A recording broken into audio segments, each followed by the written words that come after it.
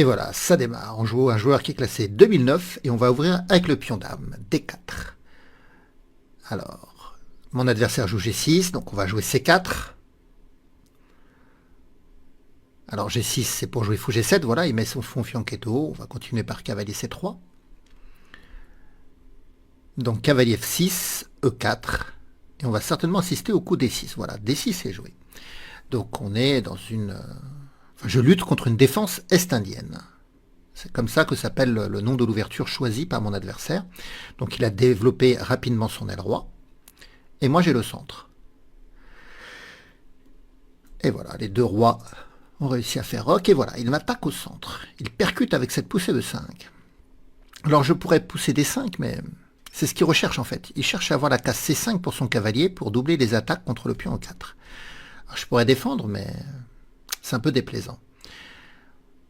Donc on peut prendre aussi, mais on va un peu libérer son jeu. Donc pour l'instant, je vais jouer dame C2. L'idée, c'est de libérer la case D1 pour faire coulisser la tour et établir un vis-à-vis tour-dame. Donc mon adversaire prend. Mon cavalier reprend. Alors mon cavalier, il est sans défense. Et il est dans le vis-à-vis du fou en G7. Donc il faut se méfier de ça. Alors s'il prend en E4, je ne pourrais pas reprendre du cavalier parce qu'il prendrait mon cavalier en D4. Mais s'il prend en E4, je suis capable de reprendre de la dame et d'assurer la défense de mon cavalier. Alors j'ai joué un peu mécaniquement tour D1, je ne sais pas si ça valait vraiment le coup ici. Ça assure la protection du cavalier encore. Donc cavalier C5, il y a une double attaque sur E4. Bon, pour l'instant j'ai une double défense. Mais nul doute qu'il va finir par jouer tour E8 et qui va renforcer la pression sur le pion E4 qui est situé... qui est exposé sur sa colonne semi-ouverte. Donc je pense que je vais jouer F3 ici pour solidifier. Donc cavalier E6 a été joué. Et là, je pense qu'on va jouer fou E3. Voilà, on se développe en consolidant les points de tension. Il prend. Voilà. Et là, B6 a été joué. Alors, qu'est-ce qu'offre cette position? Mon adversaire se dispose donc de la colonne semi-ouverte E, sur laquelle il va se casser les dents s'il met les pièces lourdes comme la tour ou la dame, puisque le pion E4 est trop solidement défendu, ne serait-ce que par le pion F3, une belle défense économique. Moi, c'est pareil, j'ai la colonne semi-ouverte D, mais je buterai contre le pion D6 qui est défendu par le pion C7. Donc, j'aurai pas vraiment de pression sur cette colonne. Maintenant, on a toujours le vis-à-vis tour dame. On peut chercher à jouer E5, avec l'idée que sur la prise, on reprend du fou, sa dame est attaquée, et son pion C7 sera attaqué. Alors je cherche aussi sur cette colonne à utiliser l'avant-poste, c'est-à-dire la dernière case située sur la colonne semi-ouverte, la dernière case exploitable pour mon cavalier, parce qu'en cas de cavalier D5, s'il prend, je peux reprendre du pion C et ainsi ouvrir une nouvelle colonne semi-ouverte avec comme point de mire le pion arriéré C7. C'est ce que je vais faire. Cavalier D5. Donc si mon adversaire joue C6, il fragilise D6 et B6. Donc il a pris. Alors, je pourrais faire intermédiaire fou prend G7. Mais je pense que je vais reprendre tout de suite du pion. Et puis si c'est lui qui prend, je reprendrai de la tour. Et ma tour pourra aller sur la colonne C, attaquer le pion arriéré C7. Avec bientôt la tour C1 qui va venir également. Allez, je reprends comme ça. Mais peut-être fou prend G7 était pas mal aussi pour faire sortir son roi et avoir des échecs contre son roi à un moment donné. Donc là, vous voyez, la différence, c'est vraiment la gestion des colonnes semi-ouvertes. Lui, il a une colonne semi-ouverte sur laquelle le pion 4 n'est pas un pion cible, alors que moi, sur la colonne C, je peux tripler les pièces lourdes avec tour C4, tour C1, et avoir le pion arriéré en cible. A noter que si mon adversaire joue C5 à un quelconque moment, j'aurai la capacité de prendre en C6, de faire ce qu'on appelle la prise en passant. Bon, bien sûr, il faut connaître la règle. Je la rappelle souvent sur la chaîne. Alors, ceux qui connaissent la règle, ils doivent avoir les oreilles qui leur font mal, mais on est obligé de rappeler ça souvent. Donc fou B7 a été joué. Alors je vais commencer par jouer tour C4. Et donc on attaque deux fois C7. Donc tour C8 va devoir être joué, et après tour C1. C'est compliqué pour lui, voire impossible maintenant de défendre le pion arriéré. Donc il va chercher certainement à contre-attaquer ailleurs. Mais j'ai pas beaucoup de cibles à lui offrir. Donc c'est pas simplement le fait de gagner le pion C7. Hein. Quand on gagne un pion comme ça, on pénètre dans le camp adverse. Donc on a un avantage. Alors là, il joue F5. Il joue F5. Alors qu'est-ce qu'il est en train de me dire? Il va vouloir certainement prendre, ouvrir la colonne F pour essayer de trouver un contre-jeu sur la colonne F. Mais bon, moi je pense que je vais faire tour prend C7 quand même. Hein. Tour prend C7, tour prend. Et après on rentre avec la dame. Proposition d'échange des dames en ayant un pion de plus. Alors sur tour prend C7, à noter que je ne pourrais pas prendre le fou parce que ma dame restera en danger. Hein. Mais bon, sur tour prend C7,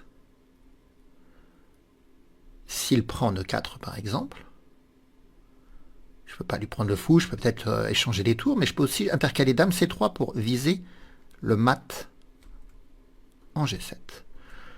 Bon allez, on a fait tout ça pour ça, donc on prend en C7. Voilà, on reprend. Et on reprend. Alors, je fais attention dans le déplacement de mes pièces parce que j'ai ma souris qui marche pas très bien en ce moment. Vous l'avez vu dans une partie précédente, enfin dans une vidéo précédente plutôt, j'avais un problème de souris avec la pile qui m'avait lâché. Et bon, c'est pas totalement remise. Donc là, il a retiré son fou. Donc on peut aller prendre le pion en A6.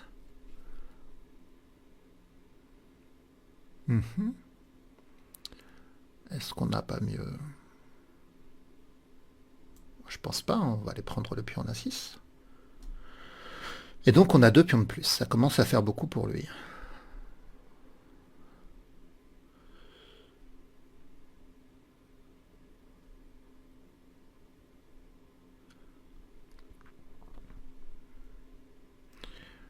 Alors si je reprends E4, il n'a pas d'infiltration sur la colonne F, et si je joue tour E8, on pourra revenir en D3 protégé, ou même lui laisser prendre le pion, hein, parce que s'il vient prendre le pion, on aura du tour C8 qui fera des fourchettes roi fou.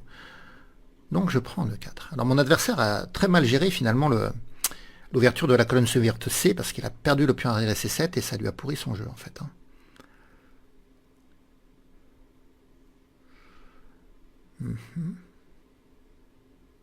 Alors si je joue tour D7, ça c'est intéressant parce qu'on va gagner encore un pion. Si je joue tour F6, je peux aller faire tour D8 la fourchette. Bon, la tour reviendra, mais je pourrais échanger les tours avec 2 pions de plus, ça sera assez facile à gagner, je pense. Donc tour D7.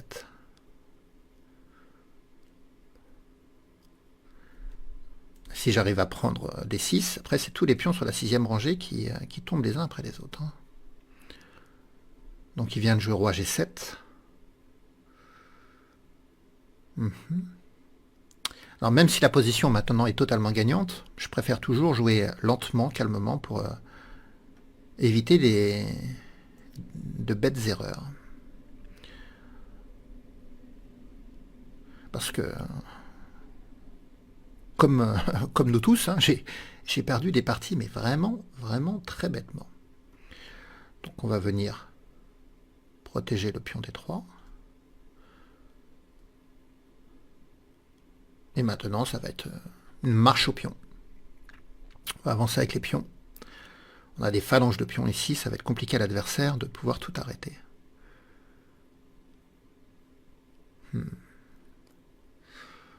Alors là, il est en train de me dire que si j'avance le pion E5, il prendra le pion D5.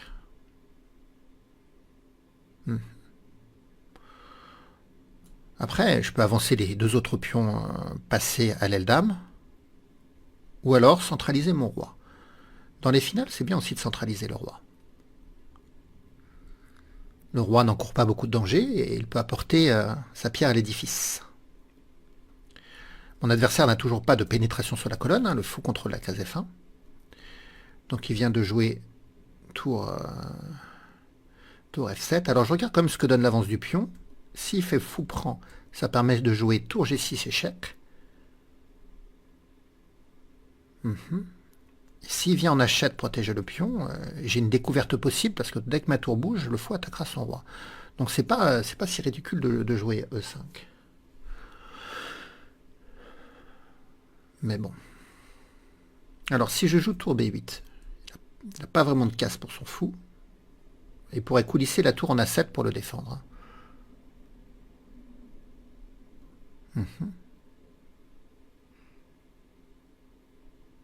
Bon, là j'ai pas trop d'idées. On va essayer de gagner simplement en avançant les autres pions. Donc il joue tour ici. Là, il veut faire fou prend, vous voyez? Parce que je pourrais pas faire pion prend à cause du clouage. Donc ça, c'est son idée. Alors, je peux jouer roi D4 pour me déclouer. Bon, c'est ce qu'on va faire. En plus, maintenant, le roi protège le pion D5, donc on peut jouer aussi E5.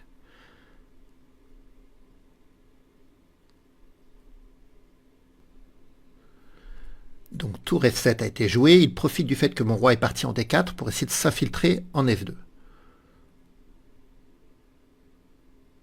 Mais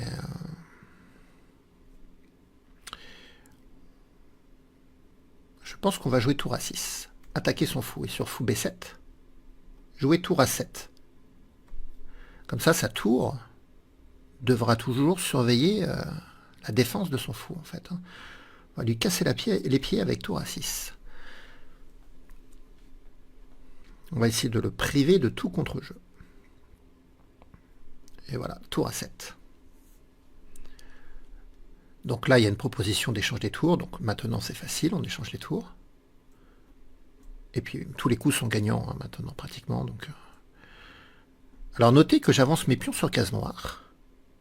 Quand on a un fou de case blanche, il faut essayer de mettre ses pions sur case noire dans le sens d'évolution. Parce que si le roi essaye de bloquer sur case blanche, et ben, du coup, on a le fou de case blanche qui peut débloquer.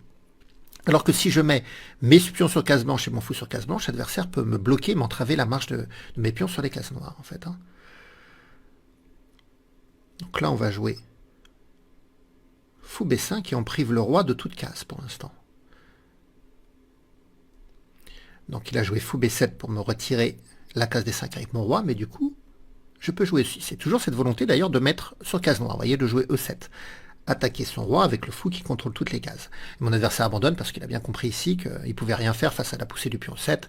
Il serait obligé de se décaler en C8 et puis on fera une dame ou même une tour et ça provoque le mat d'ailleurs dans cette position.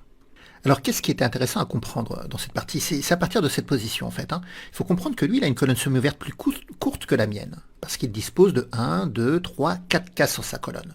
Moi, j'ai 1, 2, 3, 4, 5 cases. Et donc une case supplémentaire, la case D5, qu'on appelle l'avant-poste. Et qui est une case idéale pour l'arrivée d'un cavalier. C'est pour ça d'ailleurs que j'ai mis mon cavalier en D5. Et là, mon cavalier, il le gêne énormément parce qu'il met des pressions sur son camp. Par exemple, la pression sur le cavalier en F6 et la pression sur le pion C7. Ce qui fait que la dame est obligée de tendre les bras et elle est neutralisée. Vous voyez ? Et donc, comment faire? Si mon adversaire cherche à chasser mon cavalier par la poussée en C6, déjà, il va perdre le pion B6. Vous voyez, le fou, le cavalier pourront prendre. Et si mon adversaire, comme dans la partie, prend, et c'est là, c'est un moment important, si je reprends du pion E, j'ouvre une colonne ouverte pour les deux joueurs, la colonne E. Mais je préfère reprendre du pion C. Comme ça, il y a deux colonnes semi-ouvertes, elles sont différentes maintenant. La colonne E, en sa faveur, mais le pion E4 est défendu par le pion F3, on a cette chaîne de pions, donc il va se casser les dents sur cette chaîne de pions. Par contre, moi, la reprise en D5 du pion C ouvre une colonne semi-verte C avec l'attaque sur le pion arriéré C7. Attaque qui va être renforcée par la mise des tours sur cette colonne, bien sûr. Et il ne peut pas jouer C5. Pour ceux qui ne connaissent pas, vous voyez, sur coup C5, il y a toujours la problématique de la prise en passant, et donc de l'obtention d'un pion passé. Donc, dans cette position, en fait, c'est une impasse. Et c'est une impasse stratégique pour lui lorsque je joue cavalier D5. Mon cavalier déploie une forte influence. Il ne peut pas être chassé par la poussée C6 et c'est pas très bien de prendre comme on l'a vu dans la partie. Donc finalement, il est obligé de tolérer un cavalier qui va l'immobiliser. Voyez. Et ça me fait penser à une partie que j'ai jouée cette fois-ci en présentiel, dans un championnat de France, contre un joueur à 2000 élos. Donc une vraie partie sur l'échiquier. Alors voilà, au moment de cette partie, c'était en 2008 et mon adversaire était classé 2000 élos tout rond d'ailleurs. Et on va voir que les thèmes vont être très similaires. Ça va permettre de travailler à la fois l'avant-poste, l'exploitation de l'avant-poste et l'ouverture de colonnes. Donc mon adversaire joue cavalier F6, C4, G6, cavalier C3, fou G7, et vous voyez, c'est une partie qui va, après E4, ressembler à celle qu'on vient de jouer. Sauf que là, j'avais joué G3 dans cette partie-là. Petit roc, j'avais mis mon fou en G2, cavalier D7, cavalier E2, mon adversaire était venu me frapper mon centre par E5, et là, j'avais pas pris de décision, ni la poussée, ni la prise, j'avais choisi de roquer. Comme dans la partie d'ailleurs. Mon adversaire a pris, j'ai repris. Et là, dans la partie qu'on vient de jouer, je crois que l'adversaire a joué A6. Là, mon adversaire sur l'échiquier a joué A5. Et c'est plus malin parce que c'est pour lutter contre la poussée du pion B. Et donc, c'est pour installer le cavalier en C5. Bon, j'ai joué dame C2, cavalier C5. Donc, il y a une double pression sur le pion E4, comme dans la partie qu'on vient de jouer. Mais tour D1, vous voyez, les thèmes se ressemblent à ceci près que le pion était donc en A6. Donc, tour E8 avait été joué par les noirs, donc j'avais joué F3 pour consolider le pion 4. Cavalier E6, fou E3, cavalier prend, fou prend, et là, cavalier D7 avait été joué. Donc j'ai échangé, fou prend, roi prend, et j'ai mis le cavalier sur l'avant-poste, comme dans la partie. Donc si mon adversaire chasse mon cavalier par C6, mon cavalier pourra se replier, et le mal aura été fait chez les noirs, puisque le pion C7 ne sera plus là pour défendre le pion D6, donc le pion D6 sera une cible sur la colonne, ça deviendra un pion arriéré. Donc, vous voyez, si je joue en C6, peut-être on peut s'intéresser à un échec intermédiaire sur la diagonale, mais on peut tout simplement aussi reculer en C3 et attaquer D6. Donc pourquoi pas peut-être aussi reculer en E3. Mais dans la partie, mon adversaire n'a pas chassé mon cavalier, il a joué cavalier F6. Alors là, j'ai mis pas mal de temps, je me souviens. J'avais réfléchi avec l'idée de jouer tour C1, en me disant que sur cavalier prend, je reprends, et j'aurais déjà la tour à bien positionner pour attaquer le pion arriéré C7. Puis finalement, je me suis dit non, je vais jouer dame C3, je vais clouer ici son cavalier en F6.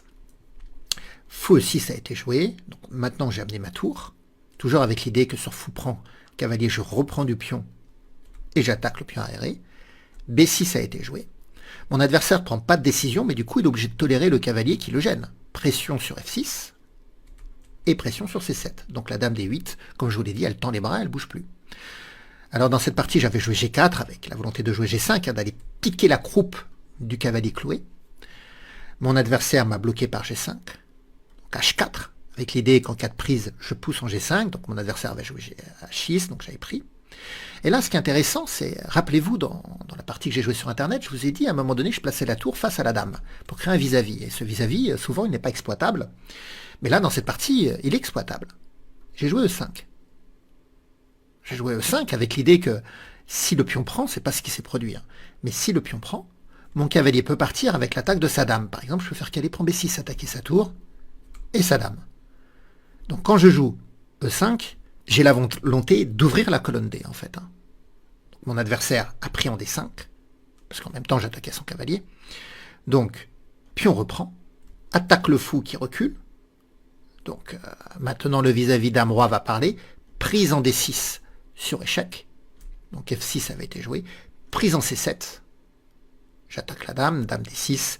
J'avais joué dame D4, c'était, je crois, pour libérer la case C6 pour ma tour. B5. Tour C6, dame E5, j'avais échangé les dames ici, avancé le pion B6, fou D7 attaque la tour, j'étais venu en B6, tour C8, et je crois que dans la partie j'avais joué F4 et ça avait provoqué l'abandon de mon adversaire, ce coup F4 qui attaque la tour et qui libère le fou. L'idée c'est d'arriver en B7 pour essayer de débloquer l'avance des pions passés liés. Voilà. Donc dans cette partie que j'avais jouée en 2008, déjà j'avais utilisé l'avant-poste. Vous voyez, 7 cases pour D5. Et dans la partie que je viens de jouer il y a quelques minutes, pareil, cavalier D5, l'arrivée du cavalier sur l'avant-poste.